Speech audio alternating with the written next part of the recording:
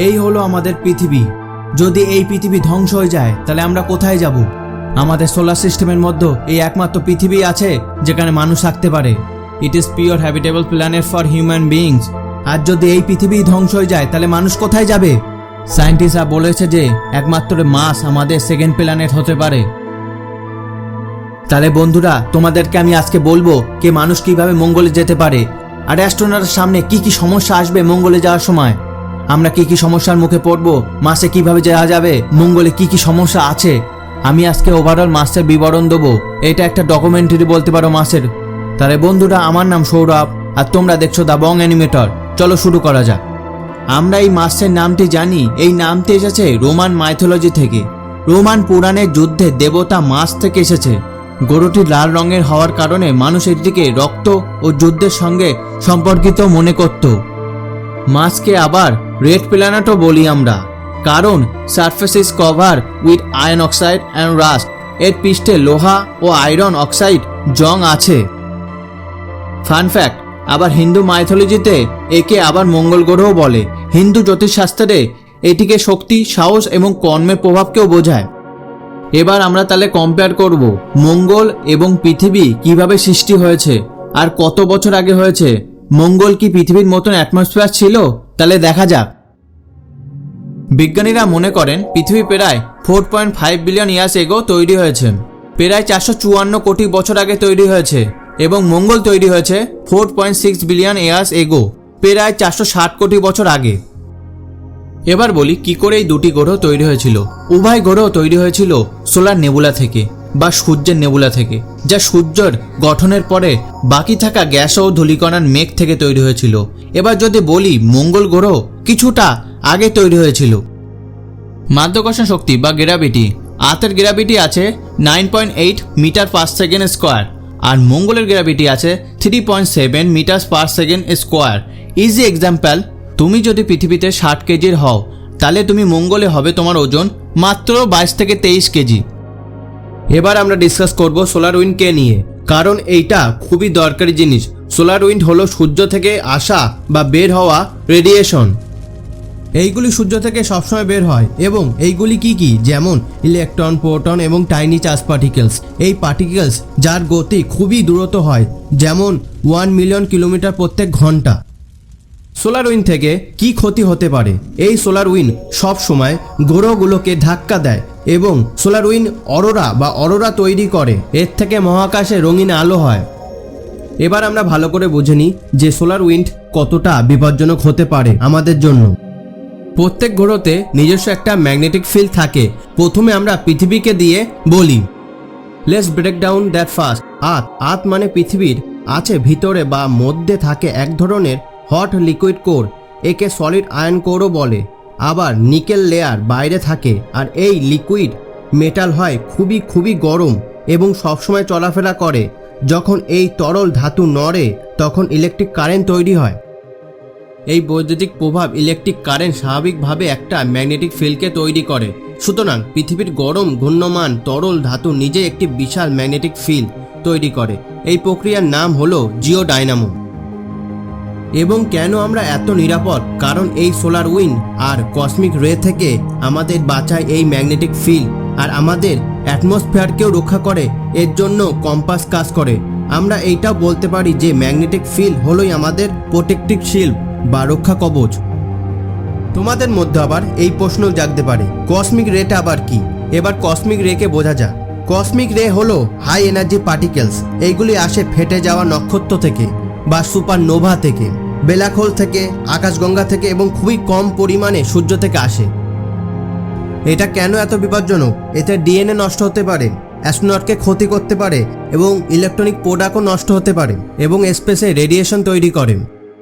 এইগুলো থেকে আমাদের আর পৃথিবীকে রক্ষা করে এই ম্যাগনেটিক ফিল্ড, আর এবং আমাদের অ্যাটমসফিয়ারকেও রক্ষা করে। মার্স বা মঙ্গলের অ্যাটমসফিয়ার কেন পেরে উড়ে গেছে? মার্সের ভেতরের কোর ছোট, তাই দ্রুত ঠান্ডা হয়ে গেছে। পৃথিবীর থেকে মার্স ছোট গ্রহ, ছোট হওয়ার কারণে হিট ধরে রাখতে পারেনি। মঙ্গল হলো পৃথিবীর থেকে অর্ধেকেরও ছোট গ্রহ হওয়ার কারণে দ্রুত ঠান্ডা হয়ে গিয়েছে। গ্রহ ছোট হলে ভিতরের হিট দ্রুত বেরিয়ে যায়। এর কারণে মার্সের ম্যাগনেটিক ফিল্ড নেই। পৃথিবী খুব দ্রুত ঘোরে এবং শক্তিশালী ডায়নামো ইফেক্ট তৈরি করে, কিন্তু মার্স ধীরে ঘোরে, দুর্বল ডায়নামো, তাই ম্যাগনেটিক ফিল্ড তৈরি হয়নি। কেন মার্সের অ্যাটমসফিয়ার উড়ে গেছে? মার্সের বায়ুমণ্ডল এখন খুবই পাতলা, পৃথিবীর থেকে 1%-এরও কম আছে, কারণ ম্যাগনেটিক ফিল্ড নেই বলে। সোলার উইন্ড এবং কসমিক রে ডাইরেক্ট অ্যাটাক করেছে গ্রহের উপরে। সোলার উইন্ড ধীরে ধীরে অক্সিজেন, নাইট্রোজেন ও CO2 সবকিছু স্পেসে উড়িয়ে দিয়েছে বিলিয়ন বছর ধরে। আর গ্র্যাভিটি দুর্বল হলে অ্যাটমসফিয়ার ধরে রাখা কঠিন এবং মার্সের অ্যাটমসফিয়ার খুবই পাতলা। এবার আমরা নাসার 3টে গুরুত্বপূর্ণ রোভারের বিষয় নিয়ে আলোচনা করব। প্রথম এবং স্পেশাল রোভার অপরচুনিটির মিশন ছিল মার্সের এক্সপ্লোরেশন রোভার বি। লঞ্চ হয়েছিল 7 জুলাই 2003। মার্সে ল্যান্ডিং হয়েছিল 25 জানুয়ারি 2004। কোথায় নেমেছিল? মেরিডিয়ানি প্রানাম সাইডে। এই রোভারটা প্রায় 15 বছর উপরে কাজ করেছে।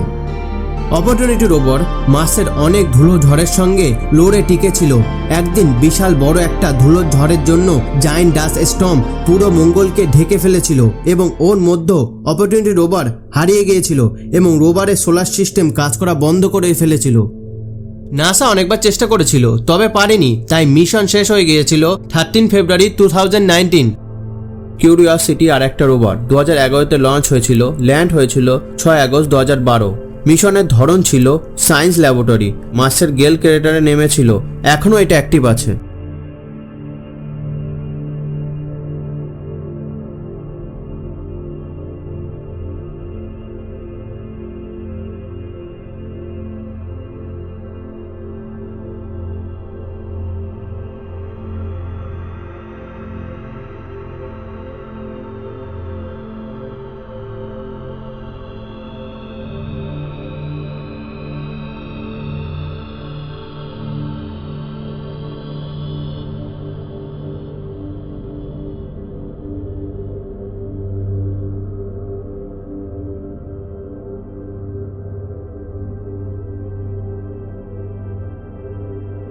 নাসার সবথেকে অ্যাডভান্স রোভার হলো পার্সিভারেন্স।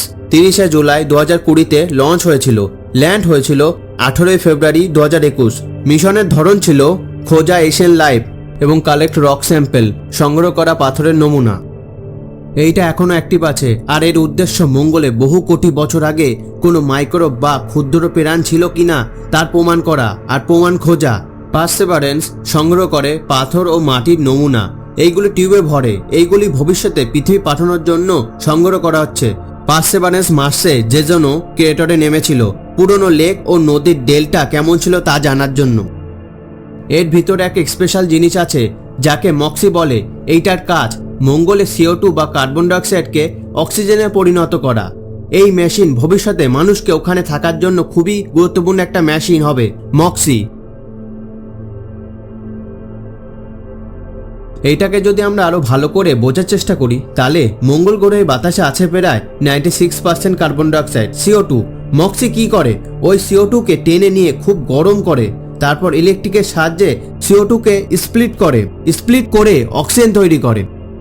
মক্সি প্রতিদিন প্রায় 240 থেকে 288 গ্রাম অক্সিজেন তৈরি করে। এইটুকু অক্সিজেন একজন মানুষের জন্য যথেষ্ট নয়, এতে মানুষ 6 থেকে 7 ঘন্টা বেঁচে থাকতে পারবে। এবার আমরা শুরু করি যে কিভাবে মানুষ মঙ্গল গ্রহে যেতে পারবে, তার নিয়ম কি কি হতে পারে। তবে তার আগে আরো কিছু ডিটেলস দেওয়া দরকার।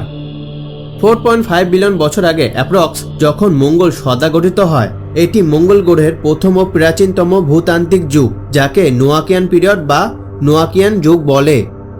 মঙ্গল তখন প্রচুর গ্রহাণু, ধূমকেতু, বিশাল পাথরে আঘাত ক্ষতবিক্ষত হচ্ছিল।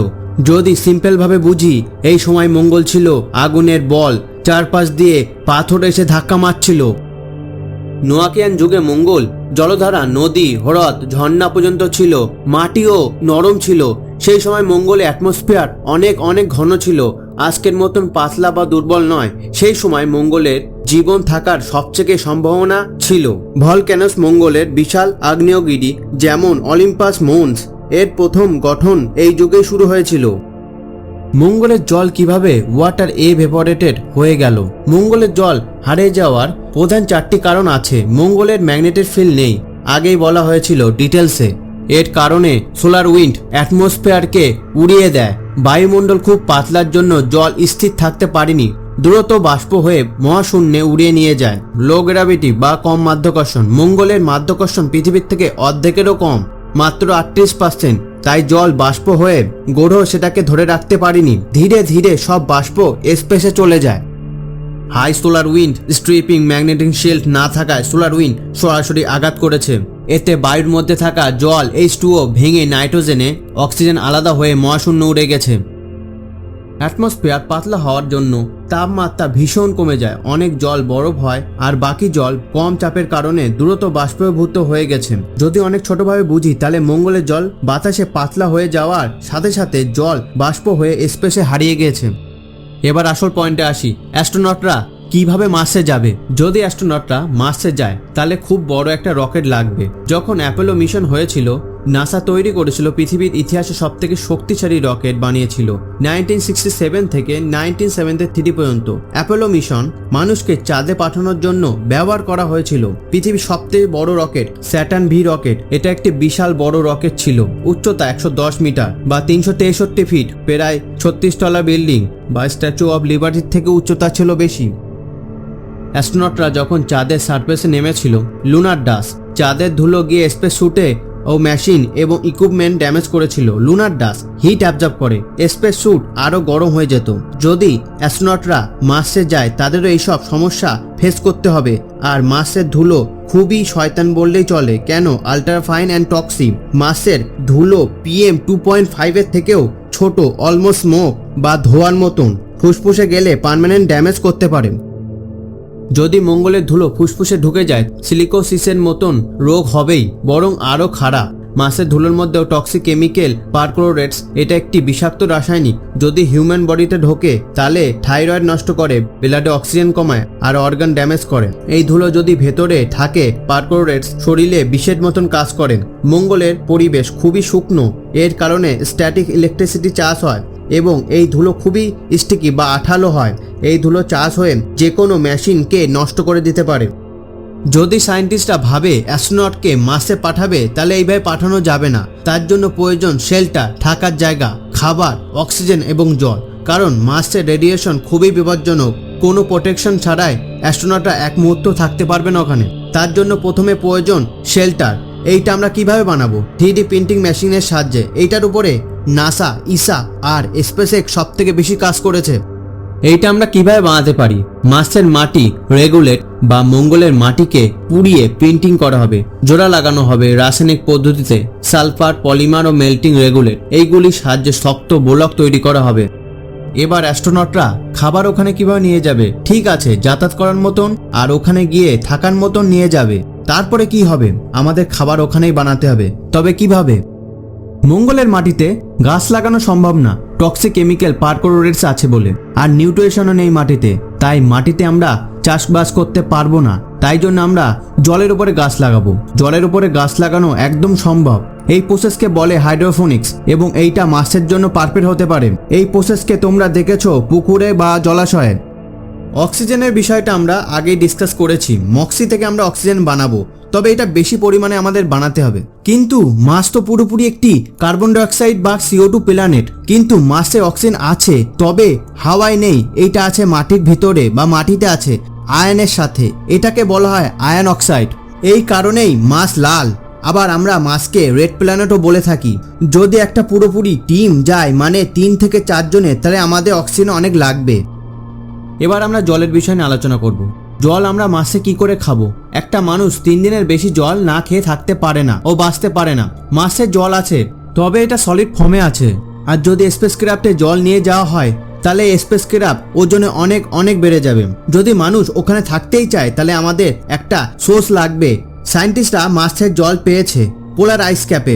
যদি বরফকে গলানো হয় তবে আমরা জল খেতে পারবো। এখানে একটা সমস্যা আছে, পুরোপুরি বরফ গলে গেলে গোলক পুরো জলে ভরে যাবে।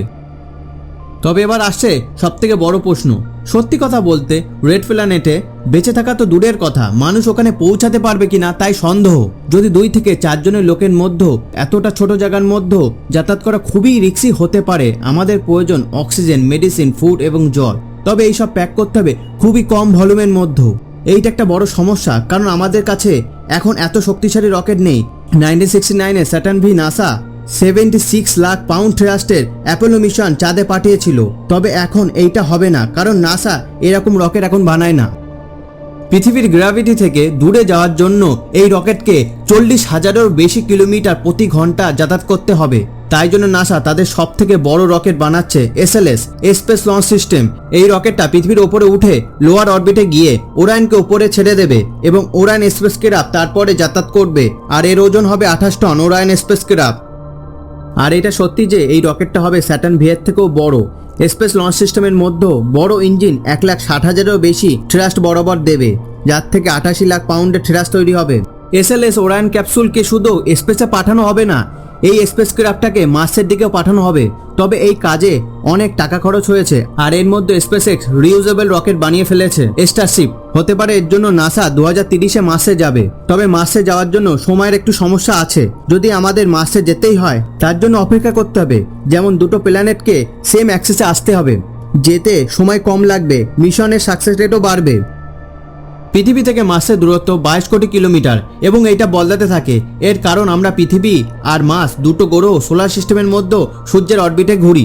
যদি আমরা সেম অ্যাক্সেসে আসি তাহলে আমাদের দূরত্ব পৃথিবী আর মঙ্গলের 5,60,00,000 কিলোমিটার হবে। আবার এরকমও সময় আসে যখন আমরা সূর্যের বিপরীত দিকে থাকি আর এর দূরত্ব হয় 40 কোটি কিলোমিটার। তাই জন্য আমাদের সেম অ্যাক্সেসে আসা দরকার, যাতে আমরা ফিউল আর রিসোর্সেস বাঁচাতে পারি। তবে এই সময়টা আসে প্রত্যেক 26 মাসে একবার। জিরো গ্র্যাভিটিতে যাতায়াত করার সময় মানুষের শরীরে বোন বা হাড়ের শক্তি কমে যায় এবং ব্রেনের উপরে প্রভাবও পড়ে।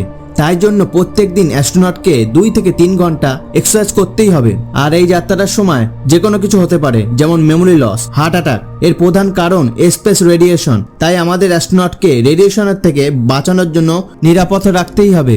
যেমন আমাদের সূর্য থেকে বেরোনো রেডিয়েশন, সোলার ইজেকশন, যখন সূর্য থেকে সুপার চার্জ পার্টিকেল বের হয়। আরও যেমন সোলার সিস্টেমের থেকে বাইরে সুপারনোভার মধ্যে কসমিক রে তৈরি হয়। এইগুলি আমাদের সেলস আর DNA কে ক্ষতি করতে পারে। এর জন্য আমাদেরকে কিভাবে রেডিয়েশন কমানো যায় তার জন্য অ্যাস্ট্রোনট নিজেদের কিছুটা সেফ বলে মনে করে। তাই জন্য অ্যাস্ট্রোনটকে প্রোটেকশন দেবে শিপ। তাহলে কি মোটা স্পেসক্রাফট বানাতে হবে? তাহলে স্পেসক্রাফটের ওজন বেড়ে যাবে। এর জন্য আমরা ব্যবহার করব জল, ওয়াটার লেয়ার বা ওয়াটার ট্যাঙ্ক। প্রত্যেক অ্যাস্ট্রোনটের আশেপাশে রাখা হবে এইসব ওয়াটার ট্যাঙ্কে। এই জল আবার অ্যাস্ট্রোনটরা খাবে। হ্যাঁ, এই শিল্ড হিসেবে যে জল ব্যবহার করা হবে সেই জল পুরোপুরি পান করার যোগ্য। অ্যাস্ট্রোনটরা সেটা যে কোনো সময় পান করতে পারে। তবে কিভাবে? কারণ জলে আছে প্রচুর পরিমাণে হাইড্রোজেনে ভরপুর। এইটাই রেডিয়েশনকে আটকায়। এইটা পুরোপুরি সেফ। তবে এই প্রক্রিয়া কিভাবে হয়? যেমন high speed particles, proton, ion and cosmic ray জলের মলিকিউলস H2O কে আঘাত করে। রেডিয়েশনের কণা যখন জলের মধ্যে ঢোকে, রেডিয়েশন তখন ধীরে ধীরে শক্তি হারায় এবং ধীর হয়ে যায়। অনেক সময় জলের মধ্যে আটকে যায়, কারণ জলে আছে হাইড্রোজেন H। হাইড্রোজেন অ্যাটমস হয় হালকা, তাই শক্তিশালী কণাগুলিকে ধীরে ধীরে থামিয়ে দেয়। তাই জন্য অ্যাস্ট্রোনটদের ট্রেনিং দেওয়া হয়, পৃথিবীতে দেওয়া হচ্ছে কিভাবে এই সব থেকে তারা সার্ভাইভ করতে পারে। তাহলে মানুষ এত সমস্যার পরেও মার্সে কেন যেতে চায়? আমাদের সোলার সিস্টেমের মধ্যে আরও কাছে একটা গ্রহ আছে, ভিনাস প্ল্যানেট, শুক্র গ্রহ। মানুষ ওখানে যাচ্ছে না কেন? কারণ ভিনাসের গ্যাস পয়জনাস এবং সারফেস মানুষের জন্য সঠিক না। তাই জন্য মানুষ মঙ্গল বেছেছে। এবার আমরা সিদ্ধান্তে আসি, তুমি কি চাও মঙ্গলের মতন জায়গা থাকতে যেখানে সবকিছু টক্সি, মানুষ ওখানে থাকতে পারবে না? আমি তো চাই না, কারণ আমরা পৃথিবীর মতন ভালো জায়গায় আছি। তবে বিজ্ঞানীরা এত পাগল কেন মার্সে যাওয়ার জন্য? কারণ পৃথিবীর বয়স হয়েছে, ক্লাইমেট চেঞ্জ হচ্ছে, জনসংখ্যা বৃদ্ধি পাচ্ছে। তার জন্য পৃথিবীর আজ অনেক কিছু হতে পারে, পারমাণবিক যুদ্ধ। আর আমরা পৃথিবীর রিসোর্সেস শেষ করে ফেলছি, গ্লোবাল ওয়ার্মিং বাড়ছে, আর অ্যাস্ট্রয়েড আর মিটিওরস আমাদের মানবজাতিকে ধ্বংস করতে পারে। তাই আমাদের কর্তব্য পৃথিবীর জন্য, মানে আমাদের প্লাস্টিক বন্ধ করা, গাছ কাটলে গাছ লাগানো, জলকে না দূষণ করা, বায়ুকে না দূষণ করা। এইগুলো যত বেশি হবে তাহলে আমাদের পৃথিবী ওজোন লেয়ার নষ্ট হয়ে যাবে, অ্যাটমসফিয়ার থেকে রেডিয়েশন ঢুকবে, পৃথিবীতে আর মানুষ বাস করতে পারবে না। তাহলে আজকের মতন এইটুখানি। যদি তোমাদের মধ্যে কোনো প্রশ্ন থাকে তাহলে কমেন্টে আমাকে বলতে পারো। এই ভিডিওটা বানানোর জন্য আমি যা কষ্ট করেছি তোমরা জানো না। প্রচুর রিসার্চ করতে হয়েছে আমাকে এই ভিডিওটা বানানোর জন্য। তাই জন্য লাইক শেয়ার অবশ্যই করো। তোমাদের বন্ধু আর ফ্যামিলির মধ্যে যারা স্পেস ভিডিও পছন্দ করে তাদের মধ্যে শেয়ার করো এই ভিডিওটা, অবশ্যই করো। আর সাবস্ক্রাইব করতে ভুলবে না এই চ্যানেলটিকে। বাই বাই, পরের ভিডিওতে দেখা হচ্ছে।